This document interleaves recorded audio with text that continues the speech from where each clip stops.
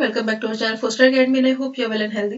This is Shweta Panchal और स्वागत है आपका इस क्लास में जो कि आपकी मंथन सीरीज। ठीक है, इसमें हम स्पेशली डिस्कस करेंगे यूपी टीजीटी एसएसटी का ये वाला टॉपिक। ठीक है, टॉपिक है हमारा पॉलिटिकल थियरी यानी राजनीतिक सिद्धांत। ये हमारा सिविक्स की क्लास 1 है और यहाँ पर ये टॉपिक जो है ये हम डिस्कस करने वाले हैं बहुत ही बढ़िया तरीके से। राजनीतिक सिद्धांत, इसका स्कोप, विषय क्षेत्र, इसका महत्व सब कुछ देखेंगे और काफी अच्छा टॉपिक ही रहेगा, आपको समझ में आ जाएगा। दूसरी बात यह है कि टेलीग्राम जो ग्रुप है वो आप ज्वाइन कर सकते हैं। हमारा लिंक जो है वो डिस्क्रिप्शन बॉक्स में मेंशन कर दूंगी। और इससे क्या फायदा होगा, कोई भी इन्फॉर्मेशन होगी और वहाँ पर काफी सारे स्टूडेंट्स भी है तो वहाँ पर आप थोड़ी सी इन्फॉर्मेशन आपको चीजों की मिल जाएगी। साथ ही में वीडियोस के अपलोड होने से रिलेटेड कोई चीज होगी तो वो भी आपको वहाँ पर मिल जाएगी। तो ये सब चीजें हो गई है बातें, अब चलते हैं आगे। ठीक है ना, और अपना टॉपिक देख लेते हैं। देखिए, राजनीतिक जो सिद्धांत टॉपिक है ये वैसे तो टॉपिक बहुत अलग है। मतलब अगर हम बुक में देखें तो जो एनसीईआरटी वगैरह की बुक है तो उनमें बहुत ही शॉर्ट में दिया हुआ है, बट जो एग्जाम के पॉइंट ऑफ व्यू से देखें तो यहाँ पर आपको बहुत सारे फिलोसफर्स के बारे में थोड़ी थोड़ी बातें पता होनी चाहिए। तो यही चीज मैंने यहाँ पर इंक्लूड करने की कोशिश की। आई होप यहाँ पर सभी आपकी सारी प्रॉब्लम जो है वो सॉल्व हो जाएंगी, है ना। तो चलिए स्लाइड कर लेते हैं वापस से। ये देखने से पहले कि राजनीतिक सिद्धांत क्या है, हम एक तो छोटी छोटी बातें डिस्कस करेंगे जिसमें कि हम बात करेंगे सबसे पहले की पॉलिटिक्स की। देखिए, पॉलिटिक्स जिसको आप क्या बोलते हैं, राजनीति भी बोलते हैं। ठीक है, कब से आप इसको देखते आ रहे हैं राजनीति को, यानी ये जो शब्द है इससे आप बहुत ही अच्छे तरीके से आपको इसको इंट्रोडक्शन की जरूरत नहीं है। शब्द को हर इंसान अपने एक तरीके से कह सकते हैं प्रैक्टिकल लाइफ में इस चीज को फील करता है। और शुरू में इसका क्या मतलब था लेकिन आज के टाइम में क्या मतलब हो गया है वो भी हम डिस्कस करेंगे। तो पहले हम यही बात कर लेते हैं कि राजनीति क्या है। कई लोग इसको शासन करने की एक कला मानते हैं। ठीक है, शासन से रिलेट करते हैं और इसका जो स्वरूप है वो आजकल इतना डिफरेंट हो गया है, इतना बदल गया है कि लोग राजनीति शब्द का प्रयोग दूसरे तरीके से बोलते हैं। जैसे कि अगर हम बात करें स्वार्थ की पूर्ति के लिए मान लिया, ठीक है, जैसे कि कोई अगर सेल्फिश है तो उसे कहेंगे कि भाई ये तो पॉलिटिक्स खेल रहा है, इस तरीके से। या फिर घर में भी या फिर किसी मोहल्ले वगैरह में अपने नेबर्स के साथ आप ये चीज यूज कर सकते हो, कॉलेज में कहीं भी, कि भाई ये तो पॉलिटिक्स खेल रहा है। तो पॉलिटिक्स जो शब्द है उसका जो अर्थ है आज के टाइम में कुछ अलग ही देखने को मिलता है। लेकिन अगर हम इस शब्द के बिल्कुल सही जो वो अर्थ है अगर हम उसकी बात करें तो इसका अर्थ क्या था, बेसिकली है ये निर्णय लेने की प्रक्रिया। ठीक है, निर्णय लेने की प्रक्रिया को ही क्या बोला जाता है, राजनीति। समझ गए आप, राजनीति। अगर राजनीति शब्द को हम तोड़कर देखें तो पहला शब्द निकलेगा राज और दूसरा शब्द निकलेगा यहाँ पर नीति। तो एक ऐसी नीति जो राजाओं द्वारा फॉलो की जाती है, फिर राज करने के लिए फॉलो की जाती है ना। सिंपल सा एक चीज निकल के आई है। देखिए, अगर सबसे पहले मनुष्य की बात करें कि मनुष्य जो जब आया धरती पर तो उसकी कंडीशंस कुछ अलग थी। जिस तरीके से आप आज हो उस तरीके से शुरू से नहीं हो। मतलब जैसे घर में रह रहे हो या फिर अपने अपने काम कर रहे हैं, अपने सबके अलग अलग प्रोफेशन है। पहले माहौल बहुत अलग था। पहले समाज भी डेवलप नहीं हुआ था ठीक से। तो पहले मनुष्य था, उसके बाद फिर समाज और फिर राज्य। ये सब चीजें एक दूसरे के पूरक भी हम इनको कह सकते हैं। ठीक है ना। तो जैसे जैसे लोगों ने साथ रहना शुरू किया तो फिर वहां पर रूल आना शुरू हुआ। तो रूल आने की जब बात हुई तो फिर धीरे धीरे करके आपने हिस्ट्री तो पढ़ी ही है, तो क्या बने, राजा बनना शुरू हुआ। ये पता है राजा वाला। ठीक है, अगर हम कुछ और फिलोसफर्स की बात माने तो ये बोला गया कि हमारा जो राजा होगा, मनु के बारे में अगर बात करें तो उन्होंने भी मेंशन किया है इस चीज को कि हमें ही धरती पर भेजा गया है, किस लिए, ताकि जो लोग हैं उनको हम बचा सके, उनके ऊपर रूल कर सके। और रिप्लाई में मतलब इन रिटर्न क्या करेंगे, लोग उनकी आज्ञा मानेंगे। ठीक है, उनको टैक्स वगैरह पे करेंगे और जितनी भी उनकी बातें वो सब वो मानेंगे क्योंकि वो राजा है। तो ये वाली चीज थी। साथ ही में रूल की अगर बात करें तो ये चीज कैसे शुरू हुई कि एक होता है ना कि बड़ी मछली छोटी मछली को खा जाती है। ये वाला जो रूल था, इस रूल के तहत भी जो राजा वाला सिस्टम है ये शुरू हुआ। तो बेसिकली हम इसको बोले तो मैं इसको थोड़ा डिटेल में डिस्कस करने की कोशिश करूंगी टॉपिक को। तो अगर आप पेशेंस के साथ सुन सकते हैं, इस टॉपिक को अच्छे से क्लियर करना चाहते हैं तो आपके लिए क्लास बेस्ट रहेगी। और वीडियो को लाइक जरूर कर दीजिए अगर पसंद आए तो यहाँ पर हम बात कर रहे थे निर्णय लेने की प्रक्रिया। तो देखिए, निर्णय लेना है, डिसीजन मेकिंग प्रोसेस है ये राजनीति। लेकिन ये वाली जो बात है ये लागू कैसे हुई। ठीक है, दूसरी चीज ये है, यहाँ पर मैं एक नाम मेंशन करूंगी आपको, ये है एग्जाम के पॉइंट ऑफ व्यू से जीन ब्लॉन्डल या जीन ब्लांडर। इन्होंने क्या बोला राजनीति को, कि राजनीति एक क्या है, सार्वभौमिक क्रिया। ठीक है, राजनीति क्या है? एक सार्वभौमिक क्रिया। आई थिंक आपको, आई होप दिख रहा हो, मैं पढ़ के बता देती हूँ। राजनीति क्या है? एक सार्वभौमिक क्रिया। यानी क्या है ये? Politics is a universal activity. Politics क्या है? Universal activity. ठीक है, देखिए सबसे पहले मतलब जो भी कोई पार्टिसिपेट कर रहे हैं, मतलब पार्टिसिपेट करना, भागीदारी करना किसके अंदर? पॉलिटिक्स में, या फिर कह सकते हैं कि डिसीजन मेकिंग पावर होना। तो यहाँ पर सबसे पहले तो परिवार की बात ही आ जाती है। उसके बाद बात करें तो राजतंत्र की बात आ जाती है। ठीक है, राजतंत्र में जो डिसीजन मेकिंग पावर होती है वो किसके पास होती है? राजघराने के लोगों के पास। ठीक है, इसमें राजघराने के लोग भी हो सकते हैं, साथ में कुछ मंत्री मंत्री ये सब भी हो सकते हैं जो कि खास होते हैं राजा के, ये भी शामिल हो सकते हैं। इसके अलावा अगर हम बात करें कुलीन तंत्र की, सब तंत्र आपने पढ़े हुए हैं। कुलीन तंत्र की बात करें तो इसमें डिसीजन मेकिंग जो पावर है वो सारी किसके हाथों में होती है? कुलीन वर्ग के लोगों के हाथ में। नेक्स्ट हम बात करें सैन्य तंत्र की बात करें तो इसमें जो डिसीजन मेकिंग पावर है वो बड़े बड़े जो ऑफिसर्स हैं उनके पास, और जो सेनापति ये सब लोग होते हैं इनके पास होती है। तो इनका पार्टिसिपेशन ही क्या कहला रहा है? इनका पार्टिसिपेशन ही एक तरीके से क्या है, क्योंकि यही निर्णय ले रहे हैं तो एक तरीके से ये ही सुपीरियर है, ये वाली चीज है। लेकिन जैसे जैसे प्रजातंत्र आया, यानी कह सकते हैं कि प्रजातंत्र का आगमन हुआ, जिसको हम डेमोक्रेसी भी कहते हैं, तो उसके साथ साथ क्या हुआ? चीजें बदलनी शुरू हो गई। इसको हम इरेज कर देते हैं। ठीक है, जैसे ये डेमोक्रेसी आया, डेमोक्रेसी यानी लोकतंत्र के आने से चीजें बदलने लगी। लोगों ने अधिकार पर, समानता पर, इन सब चीजों के ऊपर जोर देना शुरू कर दिया, और फाइनली उनके हाथ क्या चीज लगी जो कि उनके पास पहले कभी भी नहीं थी, और वो चीज क्या थी? सार्वभौमिक या सार्वभौम वयस्क मताधिकार। ठीक है, देखिए इसमें भी पूरा कितना बड़ा प्रोसेस रहा। पहले उन लोगों को मिली, पहले सबके पास तो थे ही नहीं, और जो लेडीज थे उनको भी राइट टू वोट नहीं था। जो लोग थे जिनके पास, जो मेल जेंडर है उनके पास भी ये राइट पूरी तरीके से नहीं था।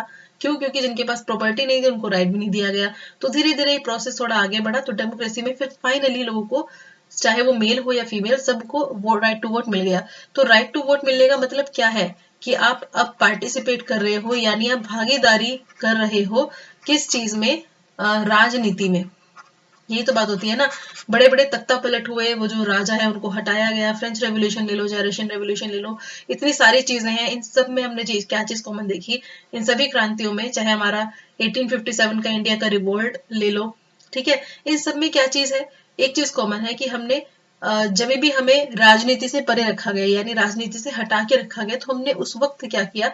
अपने हक के लिए, यानी अपनी भागीदारी के लिए क्या किया? लड़ाई शुरू की। तो वही चीज है ना, हर इंसान चाहता है कि उसका इन्वॉल्वमेंट हो। तो जब हमारे लिए सरकार है, जब सब चीज हमारी है, तो फिर हमारा इन्वॉल्वमेंट क्यों ना हो? इसलिए भागीदारी की इस लड़ाई में जो राजनीति है उसमें काफी चेंजेस देखने को मिले, और आज जो आप देख रहे हैं वो काफी अलग चीज है। अगर हमारे पास राइट टू वोट है तो एक पर्टिकुलर एज हमारे डिसाइड कर दी गई है, 18 ईयर्स, अब हमें राइट टू वोट है, चाहे मेल हो या फीमेल या फिर कोई भी वर्ग हो, सब राइट टू वोट देंगे। मतलब वोट देंगे, और वोट के बाद सब अपने हिसाब से सरकार को सेलेक्ट करने का, सरकार को चुनने का सबको हक होगा। तो ये वाली चीज भी आपको क्लियर हो गई। तो ये एक बेस था जो मैंने क्लियर कर दिया है, क्योंकि राजनीतिक सिद्धांत अचानक से आप नहीं पढ़ सकते, उससे पहले आपको थोड़ा राजनीति से रिलेटेड चीजें पता होनी चाहिए। ठीक है, तो ये चीज हमारी क्लियर हो गई है। अब हम चलते हैं थोड़ा सा आगे। राजनीतिक सिद्धांत का थोड़ा सा देख लेते हैं क्या है। राजनीतिक सिद्धांत अंग्रेजी भाषा के शब्द पॉलिटिकल थियरी, उसका हिंदी रूपांतरण है। यानी अगर हम पॉलिटिकल थियरी को हिंदी में क्या पढ़ेंगे तो इसको बोलेंगे हम राजनीतिक सिद्धांत। थियरी जो शब्द है उसकी जो उत्पत्ति है, उसका जो ओरिजिन है वो यूनानी जो भाषा है उसके थ्योरिया शब्द से हुआ है, जिसका अर्थ क्या होता है? एक ऐसी मानसिक दृष्टि जो एक वस्तु के अस्तित्व और उसके कारकों को प्रकट करती है। यानी थियरी का अगर आप बेसिकली अर्थ निकालें तो क्या होता है? किसी के एग्जिस्टेंस के बारे में आप वहां पर बताते हैं। तो यहाँ पर पॉलिटिकल साइंस के वे में हमने क्या बोला है?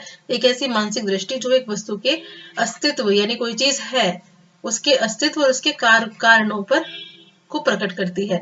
फिर है राजनीतिक सिद्धांत, राजनीति के अथवा उसके विषय से जुड़ा एक ऐसा सिद्धांत है। यह एक सिद्धांत है, ये राजनीति का विज्ञान है, और उसका दर्शन है, और उसका इतिहास भी है। अपने शाब्दिक रूप में यह दो शब्दों से मिलकर बना है, राजनीति व सिद्धांत। ठीक है, चलिए अब आगे बढ़ जाते हैं। कैटलिन कैटिलन जो है एग्जाम में पूछा जाता है यहाँ से क्वेश्चन कि ये वाली जो कोटेशन है या फिर ये वाली जो बात है ये स्टेटमेंट किसकी है। तो यहाँ पर ये चीज मैं आपको ज्यादा जोर दूंगी इन चीजों पर। किसी भी विषय की परिपक्वता उसके सामान्य सिद्धांत की एकरूपता एवं अमूर्तीकरण की स्थिति से जानी जाती है। दोबारा से देखिए, किसी भी विज्ञान की परिपक्वता यानी कोई एक साइंस मेच्योर है यानी काफी प्रोग्रेस कर चुकी है, उसके सामान्य सिद्धांत की एकरूपता एवं अमूर्तीकरण की स्थिति से मानी जाती है कि वो जो साइंस है उसमें जो थियरी लगाई गई है या फिर उसमें जो चीजें मेंशन है वो कितनी सिमिलर है या फिर उनमें किन चीजों के बारे में ज्यादा बात की गई है। फिर है डेविड ईस्टन का नाम तो काफी ज्यादा फेमस ही है। डेविड ईस्टन ने राजनीतिक विज्ञान में सिद्धांत की भूमिका एवं महत्व पर सबसे अधिक जोर दिया। किसने? राजनीतिक विज्ञान में सिद्धांत की भूमिका कि एक तो होता है सिर्फ पॉलिटिक्स, लेकिन पॉलिटिक्स के बाद उस जो हमारे इतने सारे ऑर्गेनाइजेशन हैं, इतने सारी और चीजें हैं, टॉपिक्स हैं, उनके बारे में भी तो अध्ययन करना पड़ेगा ना। तो उस अध्ययन को हम कहाँ मेंशन करते हैं? इन सिद्धांतों में कि किस तरीके से अध्ययन करें, कैसे अध्ययन करें, हम आगे पढ़ेंगे यहाँ पर, ठीक है। उसी ने सर्वप्रथम राजनीतिक विज्ञानियों का ध्यान राजनीतिक सिद्धांत या राज्य सिद्धांत की आवश्यकता की ओर खींचा है। उसके अनुसार किसी भी विज्ञान की अभिवृद्धि आनुभाविक अनुसंधान एवं सिद्धांत दोनों के विकास और उनके मध्य घनिष्ठ संबंध पर निर्भर करते हैं। यानी हमें कुछ अगर आउटपुट चाहिए, साइंस अगर बढ़िया तरीके से देखनी है, प्रोग्रेसिव उसमें चीजें करनी है, तो हमें एक्सपीरियंस वाली जो चीज है उस फैक्टर को ज्यादा उसमें बढ़ाना पड़ेगा, रिसर्च करनी पड़ेगी और इसके अलावा थियोरी को भी उसमें इंपॉर्टेंट रोल देना पड़ेगा।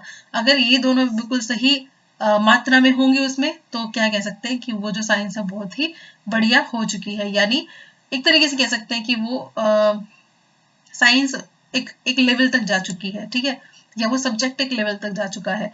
जॉर्ज सेबाइन के अनुसार अगर हम बात करें तो व्यापक तौर पर राजनीतिक सिद्धांत से अभिप्राय उन सभी बातों से है जो राजनीति से संबंधित है और संकीर्ण अर्थ में यह राजनीतिक समस्याओं की विधिवत छानबीन से सरोकार रखता है। यानी राजनीतिक सिद्धांत जो है वो ऐसा नहीं कि सिर्फ कोई एक थियरी है, उस एक थियरी के अंदर हम बहुत सारी चीजों की स्टडी करते हैं, बहुत सारी चीजों का अध्ययन करते हैं, ठीक है। और ये भी कहा गया है कि जैसे कि अगर हम अरस्तु की बात करें तो अरस्तु ने क्या बोला है? व्यक्ति को सामाजिक प्राणी बोला है।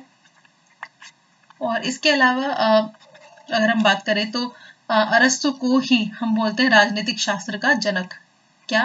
राजनीतिक शास्त्र का जनक या राजनीति शास्त्र का जनक। अब ऐसा क्यों माना जाता है? क्योंकि अरस्तु ने जो है एक बुक भी लिखी थी, इसका नाम था पॉलिटिक्स। तो जब बुक का नाम पॉलिटिक्स है तो ऑब्वियस सी बात है इस बुक में काफी सारी चीजें उन्होंने मेंशन की होगी, तो काफी शुद्ध रूप से उन्होंने चीजों को बताया। और ये एक तरीके से कहते हैं कि इंसान जो है उसका वो चाहे या ना चाहे पर राजनीति से जुड़ाव उसका हमेशा रहेगा ही। समाज है तो समाज में राजनीति भी क्या रहेगी? मौजूद होगी। तो इंसान इस राजनीति वाले जो फैक्टर है इससे बच नहीं सकता है, ठीक है। सोल्टो जो है उसके अनुसार राजनीति हर उस व्यक्ति से संबंधित है जिसमें उत्तरदायित्व की भावना है। यानी अगर हम भारत के एक जिम्मेदार नागरिक हैं या फिर किसी भी देश के एक जिम्मेदार नागरिक हैं तो हमारा पार्टिसिपेशन भी कहीं ना कहीं राजनीति में होगा ही। तो ये एक तरीके से उत्तरदायित्व बताता है हमारा, क्योंकि हमारे पास राइट टू वोट है। आपको बोला जाता है ना कि आपके पास राइट टू वोट है, तो राइट टू वोट का ठीक यूज कीजिए, अच्छी सरकार लाइए जो कि आपके देश को आगे बढ़ाने का काम करे। तो ये आपका ही तो दायित्व है ना, एज अ सिटीजन, एक नागरिक के तौर पर आपका दायित्व है कि आप भागीदारी करें राजनीति में। और यही सबसे बढ़िया तरीका है हमारे पास, क्या है? Right to vote. लिप्सन की बात करें तो राजनीति से मेरा तात्पर्य एक निरंतर विवाद की प्रक्रिया से है। तो हर एक जो फिलोसफर है उसने अपने टाइम के हिसाब से, अपने एक्सपीरियंस के हिसाब से या फिर रिसर्च के हिसाब से बहुत सारे फैक्ट्स दिए, उन फैक्ट को ही हम यहाँ पर डिस्कस कर रहे हैं, यानी वो क्या सोचते हैं राजनीतिक सिद्धांत के बारे में। अब चलते हैं आगे। यहाँ पर एक चीज है, यहाँ पर आपको विभिन्न दृष्टिकोणों के बारे में बताया जाएगा कि राजनीति जो है उसकी परिभाषा संबंध में अलग अलग दृष्टिकोण है। तो प्राचीन यूनानी दार्शनिकों के काल से लेकर अगर हम आज तक के राजनीति के सफर की बात करें तो कुछ इंपॉर्टेंट दृष्टिकोण है यहाँ पर, उनको देखते हैं कौन कौन से हैं। पहला यहाँ पर प्राचीन यूनानी दृष्टिकोण यानी एंशिएंट ग्रीक व्यूज। दूसरा है परंपरागत दृष्टिकोण यानी ट्रेडिशनल व्यू। थर्ड है यहाँ पर आधुनिक दृष्टिकोण यानी मॉडर्न व्यू। एंड फोर्थ है यहाँ पर व्यवहारवादी दृष्टिकोण यानी बिहेवियरल व्यू। तो इन सब चीजों से हमें क्या पता चलता है कि राजनीति, देखिए, हर एक इंसान का किसी भी चीज को करने का तरीका या फिर एक किसी भी टॉपिक के बारे में उसको देखने का तरीका जो है बिल्कुल अलग होता है। तो उस अलग तरीके के हिसाब से हम कह सकते हैं कि क्लास में 10 बच्चे हैं तो 10 बच्चों का ही किसी चीज को लेकर पर्सपेक्टिव अलग हो सकता है। तो क्योंकि हम राजनीति के बारे में बात कर रहे हैं, उसकी परिभाषा के बारे में बात कर रहे हैं, तो हमें अलग अलग जो पॉइंट ऑफ व्यू है अलग अलग फिलोसफर्स के, वो जानना बहुत ज्यादा जरूरी है, क्योंकि फिर हम आगे उन सब चीजों को क्या कर पाएंगे, कनेक्ट कर पाएंगे। तो आ जाते हैं सबसे पहले व्यू पर, जो कि आपकी प्राचीन यूनानी दृष्टिकोण यानी एंशिएंट ग्रीक व्यू। इसमें क्या बताया गया है कि अरस्तु राजनीति का क्रमबद्ध, ये तो मैंने आपको बता ही दिया है अभी, राजनीति का क्रमबद्ध अध्ययन प्राचीन यूनान के दार्शनिकों के अध्ययन से प्रारंभ होता है, और प्लेटो व अरस्तु ने इसे निश्चित आधार प्रदान किया। यहाँ पर अरस्तु भी आएगा, प्लेटो और अरस्तु ने इसको निश्चित आधार प्रदान किया। क्वेश्चंस में कई बार ये पूछ लिया जाता है कि सुकरात कौन था, ठीक है, या फिर जो स्टूडेंट टीचर वाली वार्तालाप है वो भी कई बार पूछ ली जाती है। अरस्तु ने तो अपने ग्रंथ का नाम ही क्या रख दिया था, पॉलिटिक्स। वास्तव में राजनीति जो शब्द है पॉलिटिक्स का ही हिंदी रूपांतरण है, जो स्वयं ग्रीक भाषा के पोलिस नामक शब्द यानी पोलिस से बना है। पोलिस शब्द जो है उसका तत्कालीन नगर राज्यों यानी उसको क्या बोला जाता था, पोलिस को नगर राज्य यानी सिटी स्टेट्स इसलिए प्रयुक्त होता था उस वक्त, जिन्हें वर्तमान में हम राज्य कहते हैं। तो पोलिस जो वर्ड है, ये जो क्वेश्चन है ये भी एग्जाम में पूछ लिया जाता है कि जो पोलिस है वो कौन सी भाषा का शब्द है, ऐसे बेसिक क्वेश्चन पूछ लिया जाता है। तो ये ग्रीक भाषा का एक शब्द है पोलिस, जिसका अर्थ क्या होता है, उस वक्त का नगर राज्य यानी सिटी स्टेट्स। इतनी ज्यादा इंपॉर्टेंस थी सिटी स्टेट्स की कि अरस्तु ने पॉलिटिक्स लिखी, और पॉलिटिक्स में एक राज्य में क्या क्या चीजें मेंशन होनी चाहिए, क्या क्या जनसंख्या होनी चाहिए, कैसे उसको काम करना चाहिए, तो सारी चीजें उसने बहुत ही क्लियर तरीके से डिटेल में मेंशन की है। वर्तमान में हम इस पोलिस को क्या कह सकते हैं, राज्य यानी स्टेट। इन नगर राज्यों की हम भारत के बड़े बड़े ग्रामों से भी तुलना कर सकते हैं, गांवों से, क्योंकि किसी भी यूनान के नगर राज्य की जनसंख्या कुछ हजार से ज्यादा नहीं थी। जैसे कि मैंने आपको बताया, ये बोला गया कि जितनी जनसंख्या सीमित रहेगी उतना सही रहेगा, और ये नागरिक ही अपने नगर राज्य का शासन चलाते थे, ठीक है।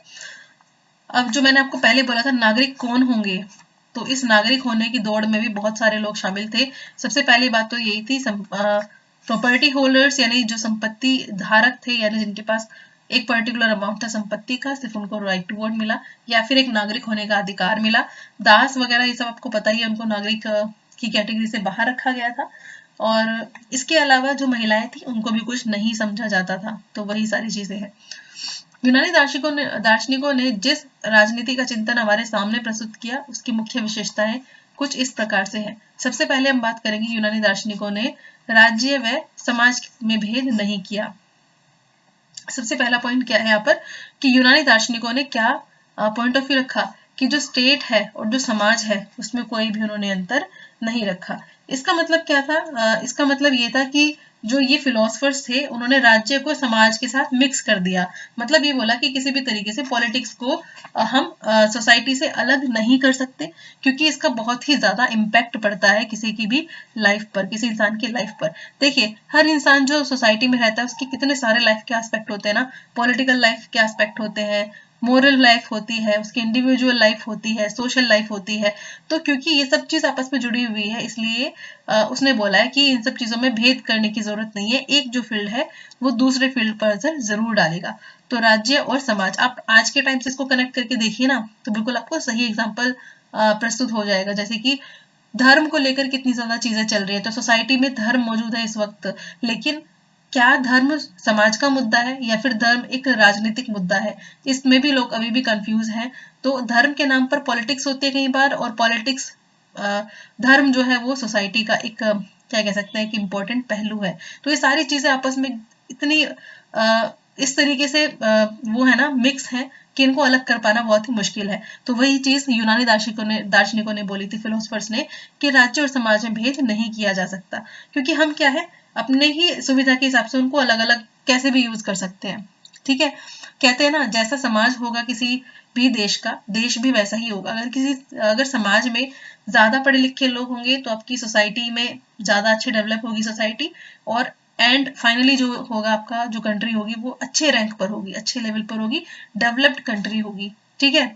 अगर समाज पिछड़ा हुआ है, जनसंख्या बहुत ही ज्यादा है, जो फीमेल है उनकी कंडीशन खराब है, रोजगार नहीं है, बेरोजगारी बहुत ज्यादा है, गरीबी है, अनएम्प्लॉयमेंट है, इसके अलावा जो हेल्थ फैसिलिटीज है वो खराब है, तो क्या होगा, समाज खराब है, सोसाइटी खराब है, तो आपका देश भी अपने आप उसी राह पर निकल पड़ेगा। ठीक है, किसी देश की सोच, जैसे कि एक फैमिली की तरह सोच के देखो कि अगर एक फैमिली नैरो माइंडेड है तो उसका जो आगे एस्पेक्ट्स होंगे ना चीजों को लेकर, वो भी नैरो माइंडेड ही होंगे। लेकिन अगर एक फैमिली है, कंजर्वेटिव नहीं है, बहुत अच्छी फैमिली है, खुले विचारों वाली है, तो वो क्या करेगी, वो बहुत ही ज्यादा सोशल होगी। ये चीज है। राज्य एक नैतिक समुदाय है। दूसरा पॉइंट हमारा क्या है, ये हम किसके बारे में बात कर रहे हैं, पहला पॉइंट है हमारा, देख लीजिए दोबारा से, भूल गए होंगे आप, प्राचीन यूनानी दृष्टिकोण, यानी जो यूनानी दार्शनिक थे शुरू शुरू वाले, उन्होंने क्या कहा था राज्य के बारे में, क्योंकि यही तो पॉलिटिक्स है, यहीं से तो सिद्धांत निकल के आएगा। जो इंसान कुछ सोच रहा है वैसी तो ऑर्गेनाइजेशन बनाएगा। समझ रहे हैं आप, मेरी मेरी जो थिंकिंग है उस थिंकिंग के हिसाब से ही तो मैं आगे चीजें करना पसंद करूंगी। मुझे लगेगा मेरी सोसाइटी में सब बढ़िया चल रहा है, तो मैं क्यों अलग अलग ऑर्गेनाइजेशन बनाऊंगी, चाहे सोसाइटी में सब कुछ सही नहीं भी चल रहा हो, बट फिर भी वही चीज है। राज्य एक नैतिक समुदाय है।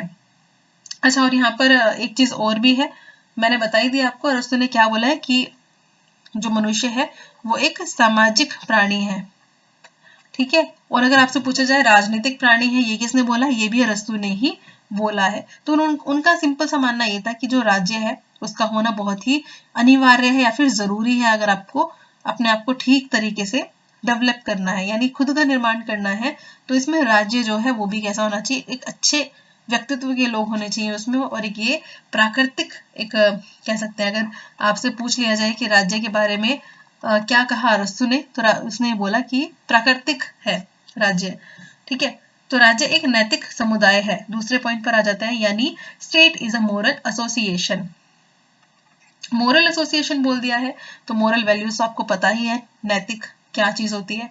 तो इन फिलोसफर्स ने क्या बोला कि जो राज्य है वो अपना नैतिक विकास कब कर सकता, व्यक्ति जो है वो अपना नैतिक विकास कब कर सकता है, जब एक सुदृढ़ राज्य होगा, यानी एक बढ़िया राज्य होगा, उस राज्य में सभी अच्छे लोग होंगे, सभी सोसाइटी अच्छी होगी, तो सभी का क्या होगा, नैतिक विकास होगा। और इस नैतिक वाले जो पॉइंट है, इसी को ही आदर्श राज्य की उन्होंने संज्ञा दिया, फिर कह सकते हैं कि आदर्श राज्य उन्होंने बोला कि राज्य एक नैतिक समुदाय है। जब सब कुछ बढ़िया रहेगा तो हम क्या बना पाएंगे, एक आदर्श सोसाइटी बना पाएंगे। ठीक है, एक आदर्श राज्य बना पाएंगे। तो ये कॉन्सेप्ट उन्होंने बोला था। ठीक है ना। नेक्स्ट, और पता ही आपको, नैतिक का मतलब लोगों के अंदर अच्छे गुण होंगे। ठीक है, लोग का व्यवहार अच्छा होगा, तो क्या होगा, आगे नागरिक भी अच्छे बनेंगे, नागरिक अच्छे बनेंगे तो देश अच्छा बनेगा, सिंपल सी बात है। थर्ड पॉइंट है यहाँ पर, यूनानी दार्शनिक आदर्श राज्य का निर्माण करना चाहते थे, जो मैंने पॉइंट आपको बता ही दिया, कहीं ना कहीं उससे रिलेट करता है। ये बोला गया है कि अगर हमारा जो राज्य है वो कैसा है, आदर्शवादी है, यानी आदर्श राज्य है, तो वहां पर सब कुछ अच्छा ही होगा। ये लोग सिर्फ कैसा, कोई चीज कैसी है इस पर बिलीव तो करते ही थे, साथ ही में एक और पॉइंट इन्होंने ऐड किया, कैसा होना चाहिए। ठीक है, कैसा होना चाहिए। कोई ऑर्गेनाइजेशन, कोई सोसाइटी कैसी है ये अलग बात है, लेकिन उसमें क्या बदलाव कर सकते हैं, यानी वो उसको हम आदर्श बना सकते हैं, आदर्शवादी सोसाइटी बना सकते हैं। तो वो चीज कैसी होनी चाहिए, इस वाले स्वरूप को समाज की यानी सोसाइटी के इस वाले फैक्टर पे उन्होंने ज्यादा ध्यान दिया है। ठीक है, तो चलिए आगे बढ़ते हैं। अरस्तु वाला पॉइंट देखते हैं अब, फोर्थ नंबर पर, अरस्तु ने राजनीति के अध्ययन के लिए वैज्ञानिक विधि अपनाई थी। तो वैज्ञानिक विधि अपनाने का मतलब यहाँ पर क्या था कि ऑब्वियस सी बात है, जहां पर साइंस जाता है वहां पर अपने आप ही फैक्ट्स की बात होने लगती है कि फैक्ट्स वगैरह से रिलेटेड चीज की होंगी। तो उसने क्या किया, उसने राजनीति को क्या बोला, सर्वोच्च विज्ञान। अरस्तु ने राजनीति को क्या बोला, राजनीति को बोला सर्वोच्च विज्ञान, सर्वोच्च विज्ञान। ठीक है ना, यानी कि मास्टर साइंस। तो अरस्तु ने राजनीति को क्या बोला, मास्टर साइंस या फिर सर्वोच्च विज्ञान, क्योंकि उसने बोला था कि कोई इंसान जो है वो अपनी सराउंडिंग्स को जो उसकी होती है उससे उसकी जिंदगी पर प्रभाव जरूर पड़ता है। तो अगर हमें अपने चारों तरफ के वातावरण को समझना है, ठीक है, अगर हमें आसपास के वातावरण को समझना है, तो हमारा दिमाग कैसा होना चाहिए, बिल्कुल ट्रेंड होना चाहिए, और राजनीतिक तौर पर कैसा होना चाहिए, बिल्कुल सही होना चाहिए। ठीक है, यार, या फिर कह सकते हैं उन्होंने वैज्ञानिक दृष्टिकोण अपनाया था इसके अध्ययन के लिए, ठीक है ना, राजनीति के अध्ययन के लिए, और बोला था कि जितने भी संविधान हैं उन सबको कंपेयर करूंगा, और फाइनली उन्होंने ये करा भी। खुद ही बहुत सारे जगहों के जो संविधान है, बहुत सारे जो कॉन्स्टिट्यूशन है, उनको कंपेयर किया कि कौन सा बेस्ट है, और उन सब को पढ़ने के बाद महत्वपूर्ण निष्कर्ष निकाला, या फिर कह सकते हैं कि वो एक पर्टिकुलर निष्कर्ष पर पहुंचे कि जो राज्य है एक बढ़िया आदर्शवादी राज्य कैसे रहना चाहिए। लेकिन साथ ही मैं आपको एक बात बता दूं कि यहाँ पर एक चीज और भी थी, इन सभी को क्या बोला गया, कल्पनावादी, ठीक है ना। अरस्तु ने क्योंकि काफी सारी चीजें बोली, तो कहीं ना कहीं ग्रीक जो फिलोसफर्स थे, उनमें शुरुआत के जो फिलोसफर्स थे, उनको बोला गया कि इन्होंने कल्पनावादी जो विचार है वो ज्यादा रख दिए हैं, ये चीजें पॉसिबल होनी थोड़ी मुश्किल है। दूसरा आ जाता है आपका परंपरागत दृष्टिकोण, यानी ट्रेडिशनल व्यू।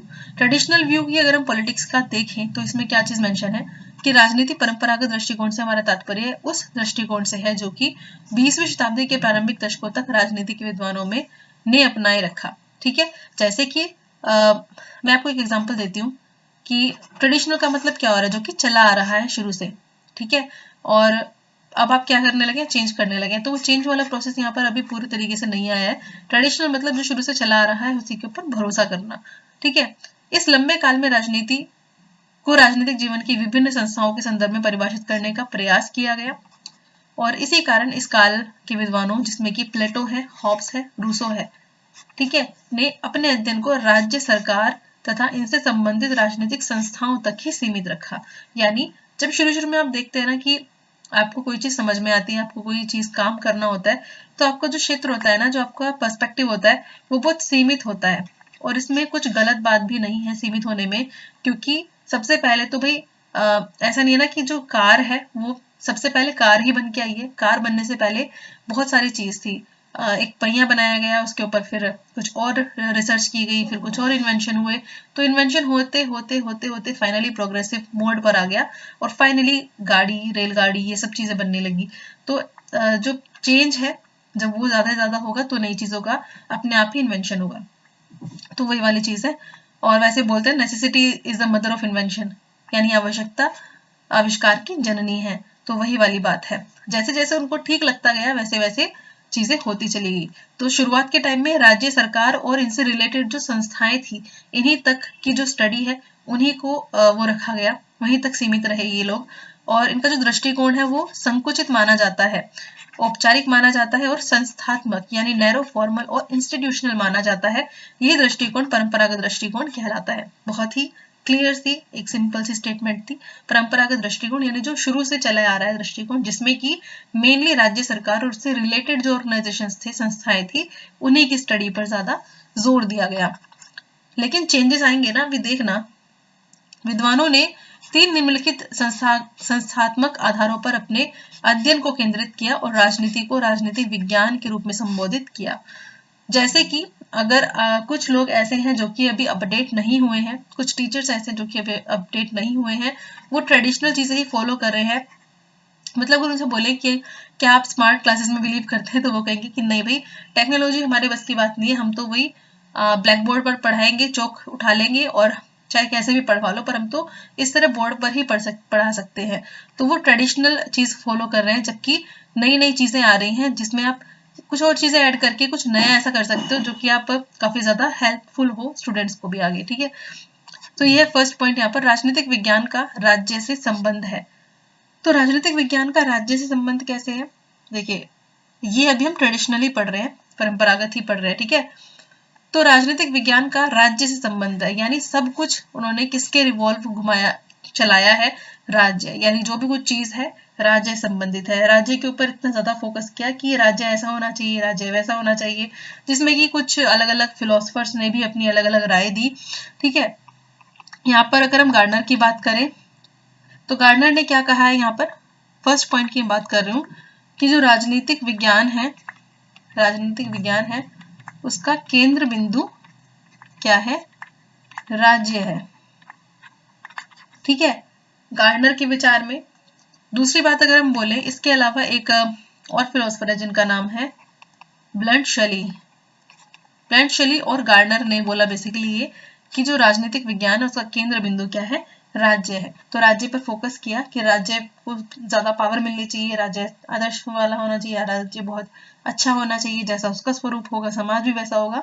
और एक फेमस है यहाँ पर गार्डनर का ही वो एग्जाम में पूछ लिया जाता है कि राजनीतिक विज्ञान का अध्ययन, ध्यान से देखना, ये राज्य से ही शुरू होता है या फिर राज्य से ही प्रारंभ होता है, और कहां पर, राज्य पर ही क्या हो जाता है, अंत होता है इसका, ठीक है, या राज्य पर ही क्या हो जाता है, समाप्त होता है। ये मैं लिख क्यों रही हूँ अलग से, ताकि ये आपको स्पेशली याद रहे। और ये वाला जो कोटेशन है ना, ये गार्डनर वाला, ये लास्ट यूपी टीजीटी का एसएसटी का जो एग्जाम था उसमें फर्स्ट क्वेश्चन ही था ये वाली स्टेटमेंट कि राजनीतिक विज्ञान का अध्ययन राज्य के से ही प्रारंभ होता है और राज्य पर ही समाप्त हो जाता है। ये बात किसने बोली, ये बात बोली गार्डनर ने। इसके अलावा बहुत सारे ऐसे फिलोसफर्स हैं जिन्होंने ये बातें बोली, ठीक है, राज्य की इंपॉर्टेंस को बताया। ठीक है, नेक्स्ट आ जाते हैं अब। सेकंड पॉइंट है राजनीतिक विज्ञान शासन से संबंधित है। शासन यानी रूल, ठीक है, या फिर आप कह सकते हैं गवर्नमेंट, या फिर आप कह सकते हैं गवर्नमेंट से रिलेटेड है। यहाँ पे गवर्नमेंट की तो बात होती है ना कि जो गवर्नमेंट है वो कैसी होनी चाहिए, जो सरकार है वो कैसी होनी चाहिए, जो संस्थाएं हैं वो कैसी होनी चाहिए। तो इन सब का ही इसमें मेनली चीज बारे में बात की गई और इनके स्टडी के बारे में, इनके अध्ययन के ऊपर ही इन्होंने अपना जो पूरा फोकस है वो रखा। कौन से विचारकों ने, जो ट्रेडिशनल वाले थे यानी परंपरागत जो विचारक थे, ठीक है। और ये जो विचारक थे इसमें इनके समर्थन में कुछ नाम मैं यहाँ पर लिखती हूँ। ख वाला जो पॉइंट है इसमें मेन थे यहाँ पर सिले से भी क्वेश्चन आते हैं, ठीक है। लीकॉक है, ठीक है। सिले का पूरा नाम अगर बोले तो इनका पूरा नाम है जॉन सिले। इन्होंने भी पॉइंट रखे, जैसे कि इन्होंने बोला कि राजनीतिक विज्ञान शासन के सिद्धांतों और कार्यों का विवेचन उसी तरीके से करता है। सिले ने क्या बोला, सुन लीजिए आप यहाँ पर। सिले ने बोला है कि राजनीतिक विज्ञान शासन के सिद्धांतों और कार्यों का विवेचन कैसे करता है, जिस तरीके से संपत्ति शास्त्र करता है संपत्ति का, ठीक है। इसके अलावा जीवन विज्ञान वाला करता है जीवन का, और ऐसे इस तरीके से उन्होंने पूरी कोटेशन बोली कि संपत्ति शास्त्र संपत्ति का, जीवन विज्ञान जीवन का, और बीजगणित अंकों का तथा रेखा गणित स्थान में दूरी का। तो इस तरीके से उन्होंने बता दिया है कि काफी इंपॉर्टेंट रोल होता है, यानी कोई भी एक चीज अगर होती है ना, पकड़ो तो फिर उसको ढंग से ही काम करना चाहिए। तो राजनीतिक विज्ञान के बारे में उन्होंने बोला कि ये जो सिद्धांतों की बात होती है ना शासन के, उनको बहुत अच्छे तरीके से इसमें स्टडी की जाती है, ये बोला है मेनली सिले ने। दूसरी बात अगर हम करें लीकॉक की, तो लीकॉक ने भी कुछ स्टेटमेंट दी है जिसमें कि उन्होंने भी राजनीतिक विज्ञान के बारे में बात की और बोला है कि राजनीतिक विज्ञान किससे संबंधित है, शासन से। लीकॉक ने क्या बोला है कि राजनीतिक विज्ञान किससे संबंधित है, शासन से, ठीक है। चलिए नेक्स्ट पॉइंट पर अपने चलते हैं, जो कि हमारा थर्ड वाला पॉइंट, राजनीतिक विज्ञान राज्य विशासन की सामान्य संस्थाओं का अध्ययन है। तो राजनीतिक विज्ञान के बारे में बोला गया, ट्रेडिशनल जो फिलोसफर्स थे, कि ये क्या है राजनीतिक विज्ञान, ये है राज्य और शासन की सामान्य संस्थाओं का अध्ययन। बहुत ही सिंपल सी बात है, इसमें हम ज्यादा कुछ ऐड नहीं करेंगे, यानी इन दोनों का अध्ययन ही जरूरी है। किसी एक पॉइंट को हम नहीं रख सकते, यानी किसी एक पॉइंट के बारे में बात नहीं करेंगे, ना ही सिर्फ राज्य बोलेंगे ना ही सिर्फ शासन बोलेंगे, लेकिन इन दोनों में तालमेल बैठाना पड़ेगा, यानी इन दोनों को ही ढंग से अध्ययन करना पड़ेगा, तभी हम पता लगा पाएंगे कि चीजें कितनी सही है। सिर्फ और इसमें बेसिकली बोला कि जो राज्य के शासन के अंग हैं उन पर भी इसने बहुत ज्यादा फोकस किया, ठीक है। नेक्स्ट स्लाइड पर चल लेते हैं और बात करते हैं यहाँ पर हम आधुनिक दृष्टिकोण की। तो आधुनिक दृष्टिकोण की अगर हम बात करें तो यहाँ पर उदारवादियों ने राजनीति के अध्ययन को राज्य, कानून व शासन की सीमाओं में बांधकर उसका अध्ययन किया।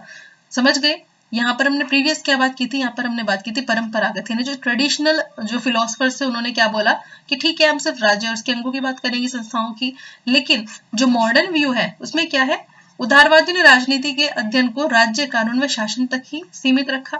परिणाम स्वरूप क्या हुआ कि एकांगी इसको बोला गया और एक सीमित अध्ययन इसको बोला गया।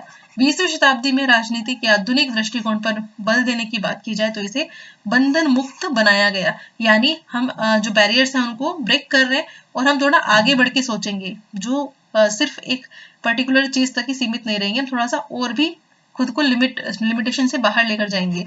तो सीमाओं से परे अनेक उन मौलिक क्रियाओं का राजनीतिक अध्ययन में उन्होंने राजनीति में उसको इंक्लूड किया, यानी कुछ और मौलिक क्रियाएं थी जिनके स्टडी को उन्होंने इंपॉर्टेंस देनी शुरू करी, जो अब तक की राजनीतिक विषय सामग्री नहीं समझी जाती थी। यानी ऐसा होता है ना कि हम किसी किसी टॉपिक को छोड़ देते हैं कि नहीं ये तो बेकार है, ये हमारे सिलेबस में क्या करेगा, लेकिन वो इंपॉर्टेंट होता है और कई बार वही टॉपिक एग्जाम में भी आ जाता है। तो वही वाली बात है, जब हम पॉलिटिक्स को स्टडी कर ही रहे हैं तो सिर्फ एक ही जो फील्ड है उसको क्यों स्टडी करें, और भी बहुत सारी चीजें जिनको हमें स्टडी करना चाहिए। यहाँ पर ये चीज मेंशन की गई है। तो राजनीति के आधुनिक दृष्टिकोण को संक्षेप में इस प्रकार से समझा जा सकता है। पहले अगर हम बात करें, सीमित साधनों का बंटवारा राजनीति है। अच्छा, अब इस बात का मतलब क्या है, सीमित साधनों का बंटवारा राजनीति है। यहाँ पर एक नाम हम यहाँ पर मेंशन करेंगे, वो है आपका डेविड ईस्टन। डेविड ईस्टन, ठीक है। देखिए डेविड ईस्टन की जब बात आती है तो उसने क्या कहा है, मनुष्य की आवश्यकताओं की बात करी है। किस चीज की? आवश्यकताओं की और उसकी इच्छाओं की बात करी है। तो उसने कहा कि इंसान की जो आवश्यकता और इच्छाएं हैं वो कैसी होती है, अनंत होती है, यानी उनका कोई भी अंत नहीं होता है। और हमारे पास साधन कैसे हैं, साधन है सीमित, ठीक है। तो हमारी जो आवश्यकता और इच्छाएं हैं वो असीमित है, ये भी चाहिए वो भी चाहिए, ये भी चाहिए, सब कुछ चीजें खरीद लाओ ले आओ। लेकिन जो साधन है, जो हमारे पास रिसोर्सेज हैं या फिर सोर्सेज हैं, वो क्या है, बहुत ही ज्यादा लिमिटेड है, सीमित है। तो राजनीति, तो डेविड ईस्टन ने क्या बोला है कि राजनीति ही वो चीज है, यानी राजनीति ही वो प्रक्रिया है जिसके थ्रू हम क्या कर सकते हैं, मनुष्य की आवश्यकताओं को के साधन क्या कर सकते हैं, सीमित कर सकते हैं। मनुष्य की जो इच्छाएं हैं, मनुष्य के जो साधन हैं, उनको हम क्या कर सकते हैं, सीमित कर सकते हैं, यानी लिमिट कर सकते हैं। ये चीज क्लियर हो गई होगी आपको। डेविड ईस्टन ने बोला कि इंसान की आवश्यकता और इच्छाएं बहुत ही ज्यादा होती है, अनंत होती है, कितना भी भर लो फिर भी पूरी नहीं होती, लेकिन साधन तो सीमित है। तो इन सीमित साधनों को कैसे हम बैलेंस करेंगे, तो राजनीति ही वो एक चीज है, यही एक माध्यम है जिसके थ्रू मनुष्य जो है उसके साधनों को सीमित किया जा सकता है उसकी आवश्यकता के अनुसार, ठीक है। तो ये चीज डेविड ईस्टन ने बोली है। यहाँ पर हम एक चीज और देखेंगे कि जो सीमित साधन है उसके बंटवारे की अगर बात की जाए तो उसने बोला कि एक सामाजिक इकाई है, जैसे कि नगर, राज्य, राष्ट्र, ठीक है, जैसे कि नगर, राज्य, राष्ट्र, ठीक है, या फिर हम कह सकते हैं एक संगठन। तो साधनों के अभाव की बात की है, कुछ एक फिलोसफर्स है उन्होंने बोला है कि जो साधन है हमारे पास वो क्या है, बहुत कम है, लेकिन भौतिक और अभौतिक साधन अगर हम बात करें तो इसमें हम क्या चीज ऐड करेंगे, भौतिक और अभौतिक साधनों में, जैसे कि हमारे कुछ पोस्ट हो जाए, यानी कुछ पद हो जाए कि हमें ये वाली पोस्ट भी चाहिए, हमें स्टेटस भी चाहिए सोसाइटी में, यानी हमारी जो प्रतिष्ठा है वो भी बनी रहे, और जिसको भी हम पदवियां भी बोल सकते हैं, ठीक है। तो ये सब चीज प्राप्त करने के लोग बहुत ज्यादा कोशिश करते हैं और इसी चक्कर में क्या होते हैं, उनमें आपस में बहुत ज्यादा होड़ सी लगी रहती है, मतलब एक दूसरे से कंपैरिजन करते हैं, एक दूसरे की कंपटीशन में रहते हैं। तो ये जो चीजें होती हैं, इन चीजों को लेके क्या होता है, फिर एंड में संघर्ष शुरू हो जाता है, यानी लोगों में कॉन्फ्लिक्ट वाली कंडीशन आ जाती है, ठीक है। तो साधन सीमित है और लोग बहुत सारे हैं, तो एंड में क्या होगा, कॉन्फ्लिक्ट। तो इसी वजह से इसके परिणाम स्वरूप ही बोला गया कि जो साधनों का बंटवारा है वो जो हो पाएगा, कब हो पाएगा, जब एक पॉलिटिक्स होगी, यानी एक प्रक्रिया होगी, और वही प्रक्रिया का नाम इन्होंने क्या बोला है, राजनीति, ठीक है। तो ये चीज क्लियर हो गई है। चलते हैं पॉइंट नंबर 2 पर। ये है आपका राजनीति जो है वह राज्य शासन के अध्ययन से विस्तृत है। राजनीति जो है वो राज्य व शासन के अध्ययन से विस्तृत है। इस वाले जो ये वाले जो वीडियो है इसमें हम सिर्फ अभी दृष्टिकोण मेंशन करेंगे, इससे अगली जो वीडियो होगी वो भी इसी टॉपिक की है, पॉलिटिकल थियरी की, लेकिन उसमें हम इसका स्कोप वगैरह और आगे विषय क्षेत्र वगैरह भी डिस्कस करेंगे, क्योंकि छोटा टॉपिक नहीं है। अगर मैं इसको एक क्लास में 15-20 मिनट में खत्म करवा दूं तो इस टॉपिक के साथ क्या है, नाइंसाफी हो जाएगी। और ये टॉपिक शुरू के जो 2-3 टॉपिक है ना आपके, बहुत ही ज्यादा इंपॉर्टेंट है, तो प्लीज इसको थोड़ा सा सीरियस लीजिए। ये मत सोचिए कि मैम क्यों इतना ज्यादा पढ़ा रही है, हमारी तो एक बुक है जिसमें एक चैप्टर दिया है राजनीतिक सिद्धांत, सिर्फ उसको पढ़ के आपका काम नहीं चलेगा, आपको थोड़ा सा ज्यादा पढ़ना पड़ेगा, ठीक है। तो आपके भले के बारे में सोच रही हूँ, बाकी आपकी इच्छा है। सेकेंड है आपका राजनीति राज्य शासन के अध्ययन से विस्तृत है। यहाँ पर एक नाम मेंशन करूंगी आपको, लिप्सन। जब आप प्रीवियस ईयर के क्वेश्चन पेपर देखेंगे ना और नाम देखेंगे इन सब फिलोसफर्स के, तो आपको मजा आ जाएगा कि हाँ इस बारे में तो मैंने पढ़ा है। देखिए यहाँ पे आपको क्लियर हो गया देख के, the study of politics is wider than the study of state and government. ठीक है, यानी राजनीति जो है वो राज्य शासन के अध्ययन से भी बड़ी है। यानी सिर्फ राज्य और शासन का अध्ययन कर लेना भर ही पॉलिटिक्स नहीं है, इससे बहुत ही ज्यादा है। इसके अंदर और बहुत सारे पहलू हैं, बहुत सारी चीजें हैं। जैसे कि पॉलिटिक्स की बात करें तो सिर्फ राज्य की बात क्यों कर रहे हैं हम और चीजें भी देखेंगे ना। राज्य में कौन रहता है भाई, व्यक्ति तो रहता है ना राज्य में, और व्यक्ति क्या है वो नागरिक, तो उसके जीवन की बात होगी। ठीक है, उससे रिलेटेड चीजों की बात होगी। तो यहाँ पर हम एक प्रॉपर समुदाय की बात कर सकते हैं, हम एक प्रॉपर समाज की बात कर सकते हैं, हम यहाँ पर श्रमिक संगठन जो कि उसका पार्ट है उसकी बात कर सकते हैं, या फिर आपके राजनीतिक दल हैं इनकी बात कर सकते हैं, या फिर आपके प्रेशर ग्रुप्स हैं यानी दबाव समूह, ठीक है, हम उनकी बात कर सकते हैं। ठीक है, इन सब को भी तो इसमें इंक्लूड करना चाहिए। बहुत सारी ऑर्गेनाइजेशन है जो कि फॉर्मल है या फिर इनफॉर्मल ऑर्गेनाइजेशंस हैं, हम उनको भी इसमें इंक्लूड कर सकते हैं। तो क्यों हम सिर्फ राज्य और शासन की बात करें, हमारे पास और बहुत सारी चीजें हैं जिनका हमें अध्ययन करना चाहिए। तो ये आधुनिक विचार के अंदर चीजों को इंक्लूड किया गया है ना। तो यहाँ पर लिप्सन है, लिप्सन ने भी कहा है, लिप्सन का कहना क्या है कि जो मानव समुदाय है उसको समान राज्य भी मतलब एक जो इंसान है वो किसका पार्ट है, सोसाइटी का पार्ट है। तो सोसाइटी में जब एक इंसान जन्म लेता है तो फिर वहीं रहता है। राज्य एक ऐसी संस्था है जिसके माध्यम से क्या होगा, राजनीति की प्रक्रिया क्या है आगे बढ़ेगी और संगठित होगी और व्यवस्थित होगी। ठीक है, इसलिए उसने राज्य को एक क्या कह सकते हैं, राजनीति को एक अलग ही दृष्टिकोण दिया। ठीक है ना, ये चीज आपको याद रखनी है। तो यहाँ पर हम नेक्स्ट पॉइंट जो उसको डिस्कस करने की कोशिश करेंगे। तो यहाँ पर आप आई थिंक ये पॉइंट आप समझ चुके हैं, है ना। तो ये बोला गया है, लिप्सन की ही अगर बात करें तो उसी ने बोला है कि जहां राज्य का अस्तित्व है वहां राजनीति अवश्य होती है। ठीक है, जहां पर राज्य होगा वहां पर क्या होगी, राजनीति भी होगी, ऑब्वियस सी ही बात है। थर्ड पॉइंट कहता है कि मानव समाज की शासन करने की जो कला व व्यवहार है उसको क्या कहते हैं, राजनीति कहते हैं।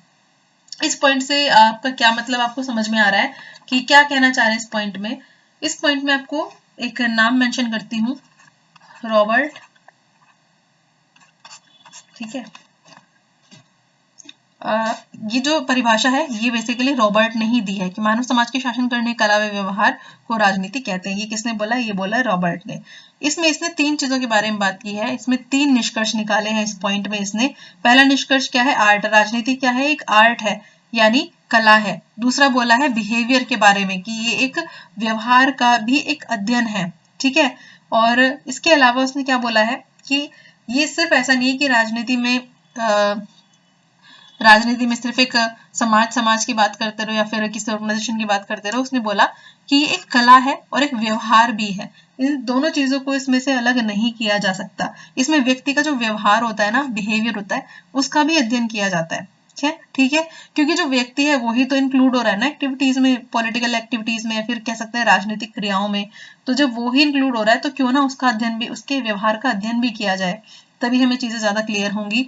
दूसरी बात की गई है यहाँ पर ऑर्गेनाइज्ड पावर की, यानी संगठित शक्ति की। किसकी, संगठित शक्ति की, या फिर कह सकते हैं ऑर्गेनाइज्ड पावर की।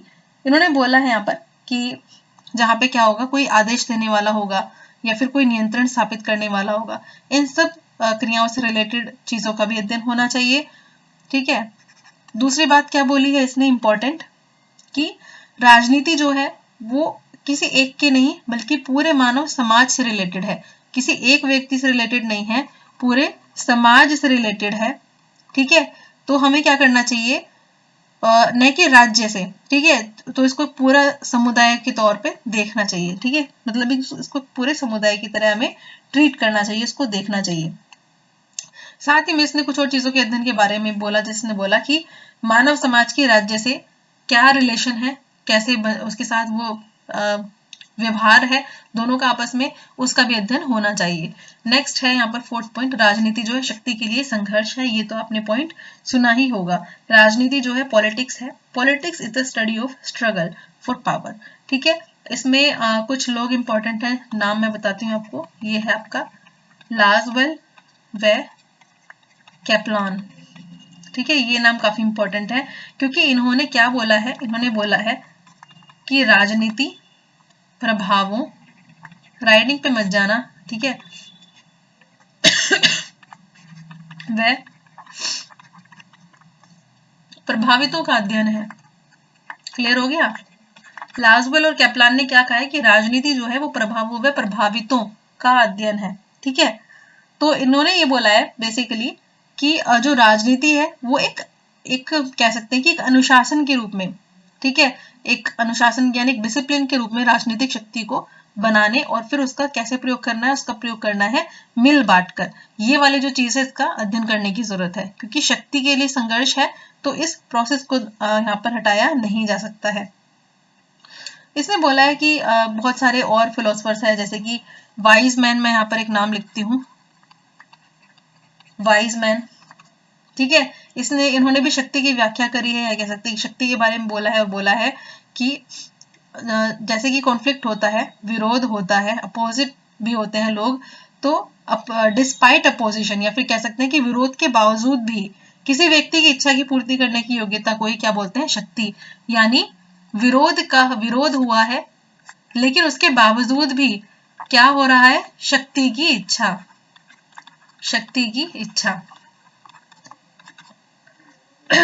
सॉरी, विरोध हो रहा है लेकिन उसको शक्ति की पूर्ति करने की इच्छा। यानी यहाँ पे बोला जा रहा है कि ये चीज मुझे चाहिए तो चाहिए, यानी उसकी जो इच्छा है, उसकी पूर्ति करने की जो इच्छा है, उसको ही क्या बोला है यहाँ पर, शक्ति का लिए संघर्ष है, कह सकते हैं शक्ति। आई थिंक आपको क्लियर हो गया, इसमें कंफ्यूज मत होइए, मैं दोबारा से बोल देती हूँ कि वाइजमैन ने क्या बोला है कि विरोध के बावजूद भी जब व्यक्ति की इच्छाओं की पूर्ति करने की योग्यता की बात होती है तो उसको क्या कहते हैं, शक्ति। यानी मुझे बोल दिया गया है कि ये चीज ठीक नहीं है लेकिन फिर भी मेरी इच्छा है, मैं ये चाहता हूँ या मैं ये चाहती हूँ कि मुझे ये चीज करना है, ठीक है, और अगर मेरे पास वो योग्यता है तो उस योग्यता को ही क्या बोला जाएगा, शक्ति। ठीक है, तो इस संघर्ष, कॉन्फ्लिक्ट तो चलते ही रहते हैं। तो शक्ति वाली जो सिचुएशन है ये भी आपने देख ली है, यहाँ 4th पॉइंट था। नेक्स्ट आते हैं अब लास्ट पर, राजनीति शांति व्यवस्था में न्याय की स्थापना का प्रयास करता है। क्योंकि एक चीज अगर देखी जाए तो वही है कि कॉन्फ्लिक्ट्स होते रहते हैं अलग अलग फील्ड में, लेकिन उनको साथ लेकर जो चलने की बात होती है वो सिर्फ कौन कर सकता है, राजनीति में ही पॉसिबल है। ठीक है, अगर सब चीजों को एक साथ लाना है तो क्या करना पड़ेगा, एक बैलेंस करना पड़ेगा सब चीजों में, क्योंकि राजनीति में क्या होता है, कॉन्फ्लिक्ट देखने को मिलता है, स्ट्रगल देखने को मिलता है। तो यहाँ पर सिर्फ कॉन्फ्लिक्ट होता रहेगा तो भी दिक्कत है, स्ट्रगल होते रहेंगे तो भी दिक्कत है, हमें एक नियंत्रण वाला प्रोसेस यहाँ पर लाना पड़ेगा। ठीक है, संघर्ष किस चीज के लिए होता है, शक्ति के लिए बेसिकली। तो ये वाली चीज है। नेक्स्ट हम चलते हैं अपने लास्ट वाले पॉइंट पर, जो कि आपका व्यवहारवादी दृष्टिकोण में लास्ट है हमारा। राजनीति में व्यवहारवाद का जन्म वर्तमान शताब्दी में हुआ। इसकी जड़ें जो है प्रथम महायुद्ध के पूर्व ग्राहम वाल्स और बेंटले के विचारों में देखी जा सकती है। व्यवहारवाद की बात करें तो इसका जन्म परंपरावादी राजनीतिक विचारों की उपलब्धियों के प्रति असंतोष से हुआ। व्यवहारवादियों ने बोला कि परंपरावादी ने जो भी चीजें बोली मुझसे एग्री नहीं करते हैं, एक पर्टिकुलर चीज तक आप सीमित रहे। उन्होंने अनुभव की बात की व्यवहारवादियों ने, और बोला कि परंपरावादियों ने किन पद्धतियों का यूज किया, ऐतिहासिक, दार्शनिक और वर्णनात्मक। लेकिन ये जो पद्धतियां रही उनकी वो अनुपयुक्त थी, यानी ठीक नहीं थी। तो उन्होंने नई वैज्ञानिक पद्धति की खोज निकालने के लिए कोशिश की। ठीक है, इन्होंने क्या किया, यह व्यक्ति को व्यवहार, उन्होंने बोला कि व्यक्ति के व्यवहार का अध्ययन है। व्यवहारवाद में राजनीतिक संस्थाओं के स्थान पर क्रिकपैट्रिक ने व्यवहारवाद की 4 विशेषताओं का उल्लेख किया, जिसमें पहली क्या थी, व्यक्ति के व्यवहार का विश्लेषण किया जाना चाहिए जो इसकी विषय वस्तु है। दूसरी बात बोली गई, यह अंत अनुशासनीय है, या फिर कह सकते हैं कि व्यवहारवाद का अन्य अनुशासनों के संदर्भ में भी उन्होंने बात बोली, उसके बारे में बोला कि इसका अध्ययन किया जाना चाहिए। अन्य सामाजिक विज्ञानों के ज्ञान के अभाव में हम राजनीति का अध्ययन नहीं कर सकते। मतलब अगर हम बात करें अदर सब्जेक्ट्स की तो हम उसको नाप नहीं सकते, मतलब व्यवहारवाद जो है वो अलग तरीके से ही काम करता है, अतः वे अंत अनुशासनीय पद्धति पर बल देते हैं। दोबारा से देखिए, अन्य सामाजिक विज्ञानों के ज्ञान के अभाव में हम राजनीति का अध्ययन नहीं कर सकते, यानी राजनीति का अध्ययन अलग तरीके से हमें करना पड़ेगा, अलग अलग पद्धतियों से करना पड़ेगा। नेक्स्ट है 4th, यह अन्वेषण के लिए वैज्ञानिक पद्धति पर बल देता है। ठीक है, व्यवहारवाद तथ्यों और आंकड़ों के रूप में संकलित करने और उन्हें वैज्ञानिक विधियों के अनुसार मापने का पर बल देता है। यानी वही पुरानी बातों पर भरोसा ना करके वैज्ञानिक पद्धतियों को देखना चाहिए। व्यवहारवादी राजनीतिक विज्ञान के लक्ष्य को व्यवस्थित अनुभववादी सिद्धांत के रूप में स्थापित करना चाहते हैं। उन्होंने एक सिंपल सी बात बोली है कि व्यवहारवादी जो है वो राजनीतिक विज्ञान के लक्ष्य को व्यवस्थित अनुभववादी यानी कह सकते हैं कि एक्सपीरियंस बेस्ड अपना थियरी रखना चाहते हैं। वो ये नहीं चाहते कि ऐसे उठाया जो पुरानी चीजें चली आ रही हैं, नहीं, एक टॉपिक लो, उस टॉपिक के ऊपर अच्छे से रिसर्च करो, अच्छे से उसके फैक्ट्स निकालो, तब जाकर तुम उसके बारे में आगे कुछ डिटेल दो या फिर उसके निष्कर्ष पर पहुंचो। ठीक है, यहाँ पर क्रिक पैट्रिक जो है वो काफी इंपॉर्टेंट नाम है, और इसके अलावा डेविड ईस्टन है, हिंग्स एलाउ है, तो ये नाम भी आपको याद रखने हैं। अब इस पद्धति से क्या उन्होंने करने की कोशिश की, व्यवहारवादियों ने इन सब चीजों को अपनाकर उन्होंने कहा कि प्रिडिक्शन की जा सकती है इसकी वजह से। ठीक है, इसकी वजह से भविष्यवाणी की जा सकती है, यानी हम सब चीजों को देख लेंगे, पहले से ही अनुमान लगा लेंगे, विवरणात्मक पद्धति के स्थान पर हम क्या करेंगे, हम एक और अलग तरीके की पद्धति लाएंगे और फाइनली हम फिर कुछ एक भविष्यवाणी निकाल सकते हैं। इसके अलावा व्यवहार से संबंधित होगी तो हम या उन्होंने कह सकते हैं कि राजनीति जो है मुख्य दिखाई देने वाले व्यवहार से संबंधित होनी चाहिए, यानी व्यवहारवाद को उन्होंने बहुत ज्यादा, व्यवहार को बहुत ज्यादा प्रमोट किया। व्यक्ति जो है उसके व्यवहार का हमें पता होना चाहिए। इसके अलावा अगर उसके व्यवहार का अध्ययन हो जाएगा तो हम ज्यादा अच्छे तरीके से चीजों को समझ पाएंगे। नेक्स्ट उन्होंने व्यवहार के बाद किस बारे में बात की, उन्होंने बात करी आंकड़ों को मापने की, यानी आंकड़ों से रिलेटेड बात की कि अगर किसी के व्यवहार को अगर ऐसे आंकड़ों में एकत्रित करना चाहिए जिसको नापा जा सके, इस तरीके की बात उन्होंने की। ठीक है, इसके अलावा उन्होंने मूल्यों को नापने की बात भी की। ठीक है, यानी वैल्यूज जो होती हैं उनका अगर उसको नापा जाए तो खैर ये तो पॉसिबल नहीं है। उन्होंने बोला ये बात कि मूल्यों को नापा जाए ये तो खैर पॉसिबल नहीं है, संभव नहीं है, लेकिन कहीं ना कहीं जैसे कि लोकतंत्र हुआ, समानता हुआ, न्याय, स्वतंत्रता, ये सब चीजें हैं, इन सब चीजों के ऊपर ज्यादा जोर देने की जरूरत है। ठीक है, क्योंकि वैल्यूज क्या होती है कि इंसान कोई झूठ नहीं बोलता, अच्छे काम करता है। ठीक है, तो वो कब करेगा, जब ज्यादा से ज्यादा उसके अंदर वैल्यूज होंगी। इसके अलावा वही बात है, यहाँ पर इंटरडिसिप्लिनरी की बात की गई, यानी अंतर अनुशासनीय होना चाहिए, ये भी उन्होंने बोला है। यानी उन्होंने बोला कि राजनीतिक वैज्ञानिक जो है वो अंतर अनुशासनीय होना चाहिए और इंक्वायरी के ऊपर उसका सबसे ज्यादा फोकस होना चाहिए। किस चीज के ऊपर फोकस होना चाहिए, इंक्वायरी के ऊपर। ठीक है फ्रेंड्स, ये थी आज की क्लास, और इसकी क्लास आपकी नेक्स्ट आएगी कल, और इस क्लास में होप आपको काफी कुछ चीज समझ में आई होंगी। राजनीतिक सिद्धांत जो कि अभी एक्सप्लेन करना भी रहता है, तो उससे रिलेटेड भी पूरा एक क्लास आएगी, पर मैं इस टॉपिक को थोड़ा टाइम देना चाहती हूँ, आप समझने की कोशिश कीजिए। वैसे क्लास जल्दी भी ओवर हो सकती थी, लेकिन मुझे लगता है कि समझना जरूरी है, और ये जो टॉपिक है ये बहुत ही ज्यादा इंपॉर्टेंट है, शुरुआत का ही टॉपिक है। यहाँ पे भी आपकी हेल्प करेगा, अगर आपका पीजीटी पॉलिटिकल साइंस है तो वहां पर भी टॉपिक आपका काफी हेल्प करने वाला है, तो इसका पार्ट 2 देखना मत भूलिएगा। और नाइट में होगी आपकी 9 o'clock या फिर 9:30 के आसपास आपकी लाइव क्लास होगी, उसमें हम इससे रिलेटेड आपके एमसीक्यूज डिस्कस करेंगे। So thank you so much watching this video. मैं अपना बेस्ट करने की कोशिश कर रही हूँ, और आप वीडियो को लाइक कर दीजिए अगर आपको अच्छी लगी तो। Thank you so much watching this video.